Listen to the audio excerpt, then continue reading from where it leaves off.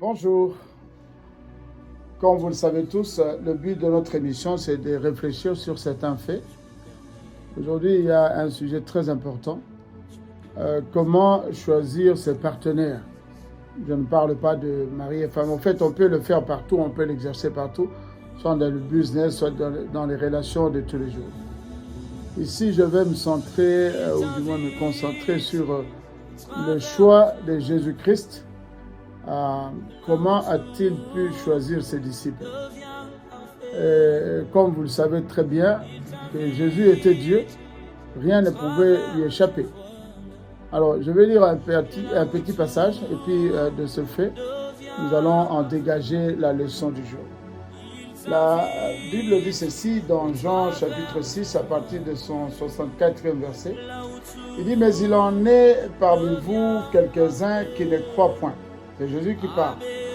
Car Jésus savait dès le commencement qui étaient ceux qui ne croyaient point et qui était celui qui le livrerait. Écoutez très bien. Quel était celui qui le livrerait?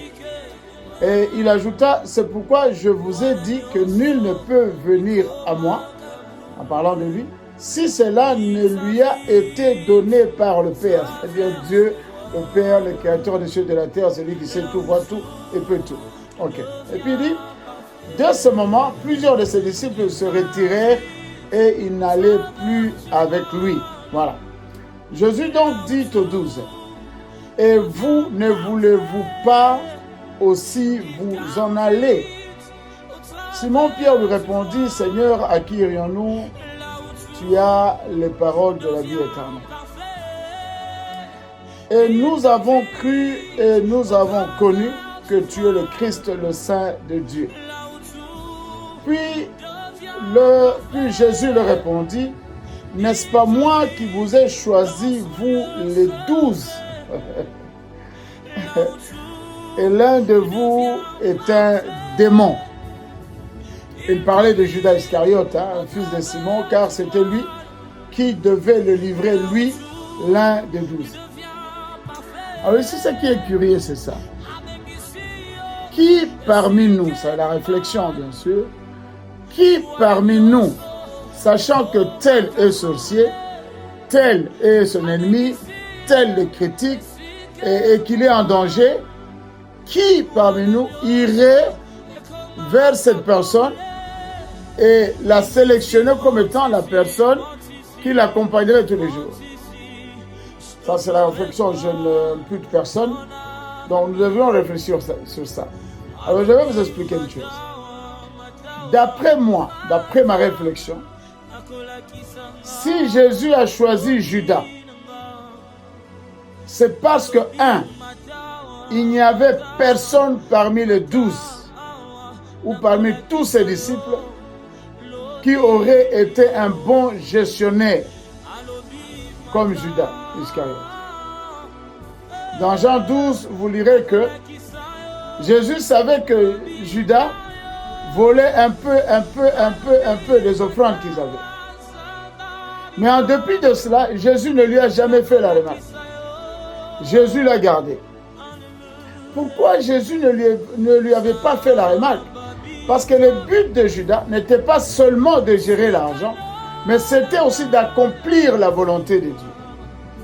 Alors vous verrez qu'avec le temps, Judas était le seul courageux. Jésus savait que c'était lui qui allait le livrer. Le jour du dernier repas, Jésus lui a dit, mais Judas, qu'est-ce que tu attends? Il faut partir vite. Il faut partir, c'est important. Alors, ce qui est un peu triquant, comment se fait-il que tu sais que c'est celui-ci ton ennemi et tu l'envoies vite pour qu'il te fasse le mal? Tout ceci n'est possible qu'avec une personne qui pense très loin. Jésus savait une chose. Sans sa mort, il finirait comme tout être humain, comme tout homme. Jésus, son nom n'était pas élevé au-dessus de tous les noms. Ça sera élevé au-dessus de tous les noms.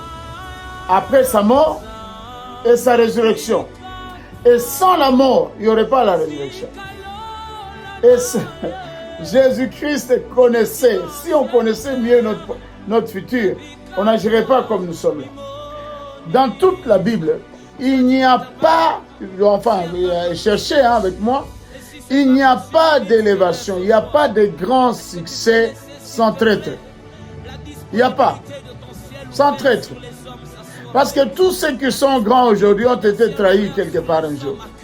Écoutez ce que va dire un jour aussi. Ça, c'est Joseph qui va faire la remarque à ses frères. Lorsque ses frères vont venir pour demander pardon, il va leur dire non, non, non, non, non, non, non, non. Ne vous excusez pas. C'est Dieu qui m'a envoyé ici pour qu'aujourd'hui je puisse vous aider, vous et tous les autres qui viendront après vous.